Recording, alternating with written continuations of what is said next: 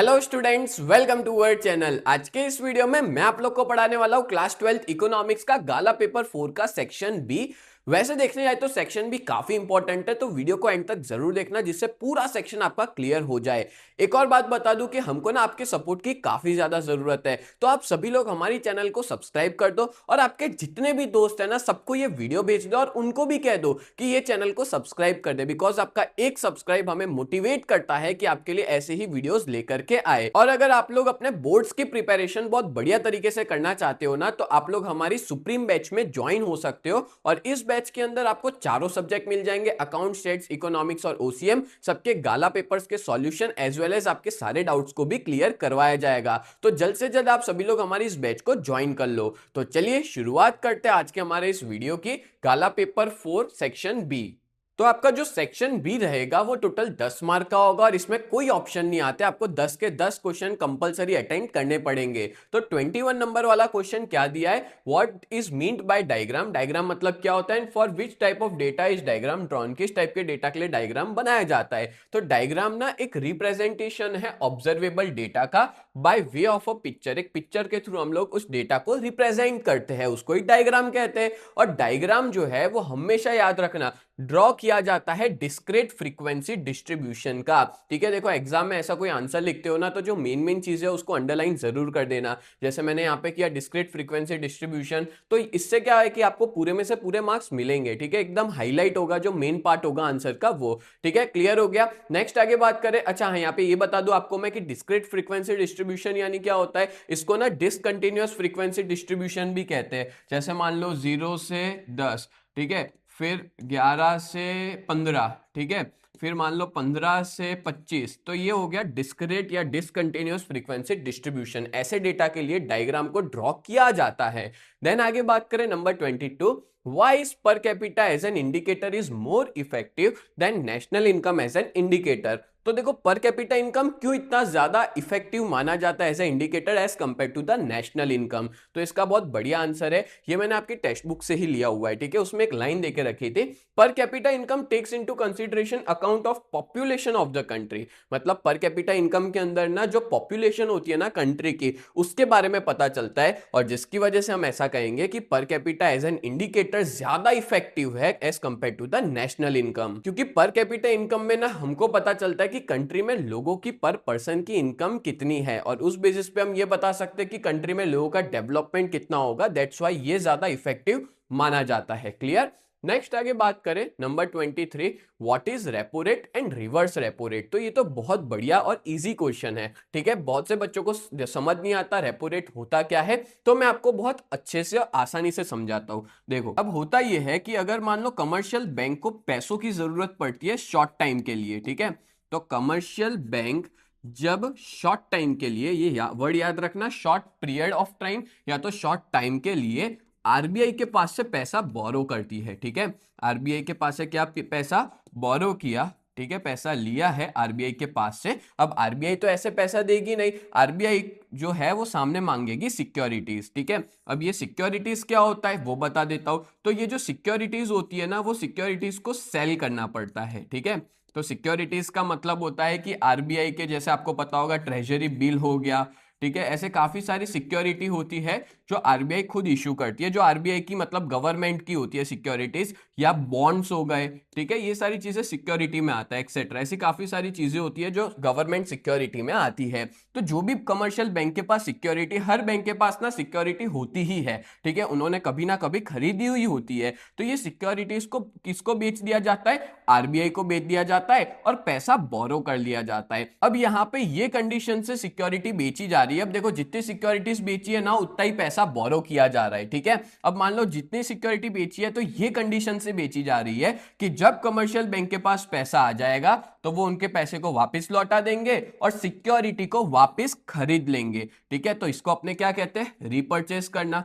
ठीक है, तो हम लोग ना इसको रीपर्चेज रेट भी कहते हैं। और उस टाइम पे ऐसा समझ लो कि जो रेट पे करना पड़ता है, जो इंटरेस्ट पे करना पड़ता है, उसको ही अपने रेपो रेट कहते हैं। और एक चीज बताना रह गया, ये हमेशा शॉर्ट टर्म के लिए होती है, यानी कि कम समय के लिए देखने को मिलता है। ठीक है, और रीपर्चेज करी जाती है सिक्योरिटीज, जो सिक्योरिटीज बेच दी थी आरबीआई को, जब पैसा वापस लौट आया तो वही सारी सिक्योरिटीज को वापस परचेज कर लिया जा रहा है। बोलो क्लियर हो गया। तो रीपर्चेज सिक्योरिटीज, दैट्स व्हाई इसको हम लोग रेपो रेट कहते हैं, ठीक है। और इसको रीपर्चेज रेट भी कहा जाता है। देखो यहाँ पे मैं समझाता हूं आपको।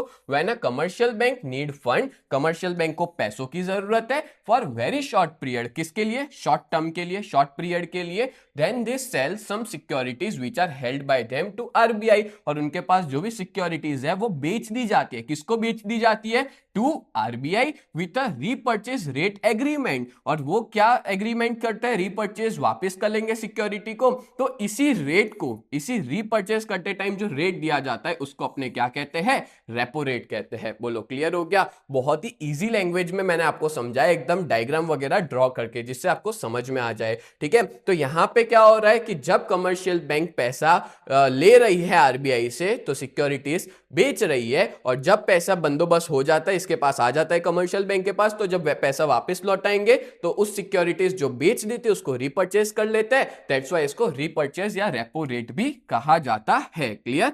अब समझते हैं रिवर्स रेपो रेट क्या होता है, ठीक है। देखो मैंने 2-3 बार इसलिए एक्सप्लेन किया कि आपके दिमाग के अंदर बैठ जाए, ठीक है। अब अपने देखते हैं रिवर्स रेपो रेट क्या है, वो मैं समझाता हूं। देखो गवर्नमेंट सिक्योरिटी दोनों में इंपॉर्टेंट है, ठीक है, रेपो रेट हो चाहे रिवर्स रेपो रेट हो। अब रिवर्स रेपो रेट में उल्टा होता है। देखो इसके नाम से ही आपको समझ आ जाएगा, रेपो रेट और रिवर्स रेपो रेट। यहां पे कमर्शियल बैंक होती है और आरबीआई होती है, ठीक है। अब आरबीआई कमर्शियल बैंक से पैसा ले रही है। कमर्शियल बैंक से पैसा जो है वो बोरो किया जा रहा है। किससे बोरो किया जा रहा है? कमर्शियल बैंक से। अब आप लोग सोचोगे कि सर आरबीआई खुद पैसा छापती है तो कमर्शियल बैंक से क्यों ही बोरो करेगी? तो एक सिंपल लॉजिक बता देता हूं कि ये सारी चीजें करी क्यों जाती है। क्योंकि कंट्री के अंदर जब इन्फ्लेशन या डिप्रेशन या डिफ्लेशन हम लोग कहें, मतलब कंट्री में बहुत ज्यादा महंगाई हो जाए, या कंट्री में जब मंदी हो जाती है, मार्केट में पैसा नहीं होता, तो ऐसी सिचुएशंस को कंट्रोल करने के लिए ये सब चीजें की जाती है। तो रेपो रेट होता है और रिवर्स रेपो रेट होता है। रिवर्स रेपो रेट में कमर्शियल बैंक आरबीआई को पैसा देती है, आरबीआई कमर्शियल बैंक से बोरो करती है, और जो आरबीआई के पास जो सिक्योरिटीज होती है, गवर्नमेंट सिक्योरिटीज, वो कमर्शियल बैंक को दे देती है। किस कंडीशन से? कि वो फ्यूचर में आके रीपर्चेज करेंगे, ठीक है। तो आप ऐसा समझ सकते हैं कि कमर्शियल बैंक बेच तो नहीं सकती मार्केट में, बट यहाँ पे गवर्नमेंट सिक्योरिटीज को पार्क कर दिया जाता है। पार्क करना मतलब कि कमर्शियल बैंक के पास पड़ी है। क्योंकि सीधी सी बात है, जब रेपो रेट के अंदर कमर्शियल बैंक आरबीआई को गवर्नमेंट सिक्योरिटीज दे रही है, तो इस सिचुएशन में कमर्शियल बैंक भी तो मांगेगी कि भाई हमको भी दो गवर्नमेंट सिक्योरिटी। तो आरबीआई गवर्नमेंट सिक्योरिटी पार्क कर देती है कमर्शियल बैंक के पास, और कमर्शियल बैंक इनको पैसा दे देते हैं, ठीक है। अब मान लो कि आरबीआई को लगता है कि हाँ सिचुएशन अब कंट्रोल में आ गई है, मार्केट में इन्फ्लेशन डिप्रेशन कम हो गया है, तो उस सिचुएशन में सारी बैंक को, जो भी कमर्शियल बैंक से पैसा लिया है, उनको पैसा लौटा दिया जाता है, और जो गवर्नमेंट सिक्योरिटी है वो सारी वापस रीपर्चेज कर सकते हैं। बहुत सी सिचुएशन में बेची जाती है, पार्क करेंगे या तो फिर सेल कर देंगे कमर्शियल बैंक को, और फिर वापस उनको इस कंडीशन से बेचा जाता है कि वो सिक्योरिटीज को रीपर्चेज कर लिया जाएगा आरबीआई के द्वारा, ठीक है। तो इसी टाइम पे जो रेट पे करती है आरबीआई किसको? कमर्शियल बैंक को, उसको हम लोग क्या कहेंगे? इसको हम लोग रिवर्स रेपो रेट कहते हैं। क्लियर हो गया? ठीक है, मैंने बहुत बढ़िया तरीके से डिटेल में मैंने आपको एक्सप्लेन किया है। अब अपने समझते क्या देके रखा है। Reverse repo rate means the rate at which RBI repurchases its security. अब देखो ये कंडीशन से एग्रीमेंट हुआ था कि जो आरबीआई है वो अपनी सिक्योरिटीज बेचेगी तो वापस रीपर्चेज कर लेगी from the commercial bank at the event when RBI has to borrow short term funds. और यहां पे भी आरबीआई जो है वो शॉर्ट टर्म फंड्स बोरो कर रही है, यानी कि शॉर्ट टर्म के लिए पैसा लिया जा रहा है। किससे? कमर्शियल बैंक से, by parking it securities with the commercial bank. और उनकी जो भी सिक्योरिटीज है उनको पार्क किया जाता है या तो फिर सेल कर दिया जाता है, ठीक है। और जब भी पैसा उसको लगता है कि हाँ भाई आरबीआई को कि मार्केट में सिचुएशन सही है, तो पैसा लौटा देते हैं और सिक्योरिटीज को रीपर्चेज कर लेते हैं। बोलो क्लियर हो गया? तो रेपो रेट में क्या था? Commercial bank, RBI commercial bank को पैसा देती थी, और यहां पे कमर्शियल बैंक आरबीआई को पैसा दे रही है। क्लियर? डन है? तो ये हमने समझा रेपो रेट और रिवर्स रेपो रेट। बट आगे बढ़ने से पहले मैं आप लोग को बता दूं कि अगर आप लोग 12th में हो और बहुत ही बढ़िया तरीके से प्रिपरेशन करना चाहते हो ना चारों सब्जेक्ट की, अकाउंट, स्टैट्स, इकोनॉमिक्स और ओसीएम, तो आप लोग हमारे इस कोर्स में ज्वाइन हो जाओ, जिसकी प्राइस बहुत ही ज्यादा नॉमिनल है। चारों सब्जेक्ट की मिला के 1999, यानी कि 2000 रुपए में चारों सब्जेक्ट मिल जाएंगे। एज वेल एज हमारी बहुत बढ़िया टीम है। कल्पे सर जो है वो आपको अकाउंट्स पढ़ाएंगे, हेमल सर आपको स्टैटिस्टिक्स पढ़ाएंगे और मैं आप लोग को इकोनॉमिक्स और ओसीएम पढ़ाऊंगा। और सच बता रहा हूं इसमें काफी बच्चे जुड़ चुके हैं, काफी बच्चे ज्वाइन हो चुके हैं। अगर आप अच्छा रिजल्ट चाहते हो तो इसमें अगर ज्वाइन होते हो ना तो सच में बहुत बढ़िया रिजल्ट आएगा। आपको हर एक चैप्टर्स के रिकॉर्डेड वीडियोस मिलेंगे, आप वहां पे टेस्ट दे पाओगे, मतलब टेस्ट सीरीज अवेलेबल है, एमसीक्यूज के फॉर्म में आप अलग अलग टेस्ट दे पाओगे।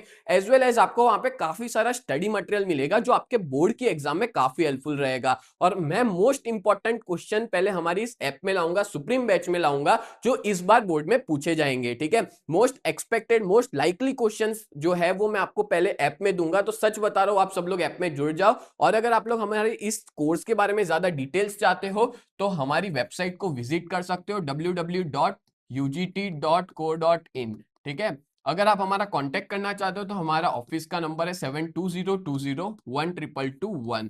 ठीक है, इस पे आप हमारा कांटेक्ट कर सकते हो। और अगर आपने हमारी ऐप को डाउनलोड नहीं किया, अगर कैसे ज्वाइन होना है तो बता देता हूँ। ऐप को डाउनलोड कर दो, यूजीटी नाम से आपको प्ले स्टोर पे मिल जाएगी। और अगर आप आईफोन यूजर हो तो आपको उसमें माई इंस्टीट्यूट के नाम से मिलेगी आईफोन के अंदर। ठीक है, तो आप लोग डाउनलोड कर लेना ऐप स्टोर से, और उसका जो ORG कोड होगा वो होगा VUGKX। ये अपना ORG कोड है, वो डाल देना तो अपनी ऐप चालू हो जाएगी। ठीक है, चलो आगे बढ़ते हैं। अब देखते हैं नेक्स्ट नंबर 24 क्वेश्चन है, state the types of commercial bank. ठीक है, तो कमर्शियल बैंक चार तरह की होती है। एक होती है पब्लिक सेक्टर, दूसरी होती है प्राइवेट सेक्टर, तीसरी फॉरेन बैंक और चौथी होती है आरआरबी यानी कि रीजनल रूरल बैंक। तो मेनली 4 टाइप से, ये मैंने आपके बुक के अंदर से ही निकाला हुआ क्वेश्चन है। ठीक है, तो बहुत इजी है, याद रखना आप लोग ये चार के चार टाइप्स। देन बात करें, which uniform method is used to measure absolute poverty of different nation. तो एब्सोल्यूट पॉवर्टी अलग अलग कंट्री की मेजर करने के लिए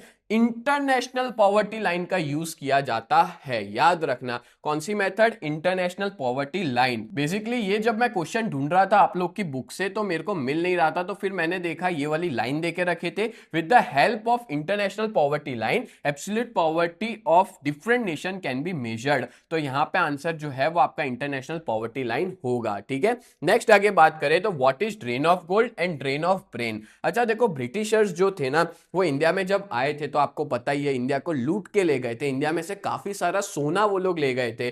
तो जब ब्रिटिशर्स थे तब ड्रेन ऑफ गोल्ड चलता था। ठीक है, यानी कि एक वन साइडेड मूवमेंट था जहां पे अपने इंडिया से गोल्ड इंडिया टू ब्रिटेन ले जाया जा रहा था, शिप्स के थ्रू, जहाजों के थ्रू ले जाया जा रहा था, जिसको अपने ड्रेन ऑफ गोल्ड कहते हैं। बट अब क्या हो गया है, ड्रेन ऑफ ब्रेन हो गया है। ड्रेन ऑफ ब्रेन भी वन साइडेड मूवमेंट है जहां पे कंट्री का जो इंटेलिजेंस है वो भी मूव हो रहा है अब्रॉड की तरफ, यानी कि जो इंटेलिजेंट लोग हैं अपनी कंट्री के वो इंडिया को छोड़ छोड़ के दूसरी कंट्रीज में जा रहे हैं। आप देखो कितने सारे ऐसे लोग हैं जो इंडिया को, आपके रिलेटिव्स में भी इतने सारे होंगे कि वो लोग इंडिया को छोड़ के दूसरी कंट्री में चले गए होंगे। ठीक है, और इसको ही क्या बोलते हैं, ड्रेन ऑफ ब्रेन कहते हैं। पहला ऐसा था कि इंडिया में जो कमा नहीं सकता था ना वो फॉरेन जाता था। ठीक है, यहाँ पे जो नहीं कर पा रहा है कुछ, उसकी अच्छी इनकम नहीं है, वो वहां जाता था। पर जो यहाँ पे अच्छी इनकम कमा रहा है, जो इंटेलिजेंट लोग है, अब तो वो लोग भी फॉरेन कंट्री में जा रहे हैं। ठीक है, फॉर बेटर अपॉर्चुनिटीज या अच्छी इनकम के लिए। पर इससे क्या हो रहा है पता है, इंडिया की इंटेलिजेंस कम हो रही है। ठीक है, अब इंडिया के अंदर जो इंटेलिजेंस है, इंडिया की जो अच्छे लोग हैं वो दूसरी जगह चले जा रहे हैं। अपने एग्जांपल देख लो नासा। अब नासा के अंदर कितने सारे ऐसे लोग हैं जो इंडियन है, माइक्रोसॉफ्ट, गूगल, ये काफी सारी कंपनियां हैं जहां पे इंडिया के लोग काफी ज्यादा है। ठीक है, तो इंडिया की इंटेलिजेंस जा रही है, जिसको ड्रेन ऑफ ब्रेन कहा जाता है। नेक्स्ट है number 27, when and for what main object was NABARD constructed. तो देखो नाबार्ड जो है वो कंस्ट्रक्ट हुआ था 1982 में आरबीआई के द्वारा। किस ऑब्जेक्टिव से, objective of providing cheap and enough credit to Indian farmers, यानी कि इंडियन फार्मर्स को सस्ते में सस्ती लोन प्रोवाइड करने के लिए। यानी कि पहले क्या चलता था कि जो मनी लेंडर हुआ करते थे ना वो लोग काफी ज्यादा चार्ज करते थे, इंटरेस्ट, ब्याज बहुत लेते थे। पर जब से नाबार्ड आया है तो कम रेट ऑफ इंटरेस्ट पे फार्मर्स को लोन मिल जाती है। देन है what is mean by direction of international trade. तो ये भी बढ़िया क्वेश्चन है। डायरेक्शन ऑफ इंटरनेशनल ट्रेड का मतलब होता है कि हमारी कंट्री के ट्रेड रिलेशन अलग अलग कंट्रीज, वर्ल्ड की अलग अलग कंट्रीज के साथ कैसे है, उसको ही बोलते हैं डायरेक्शन ऑफ इंटरनेशनल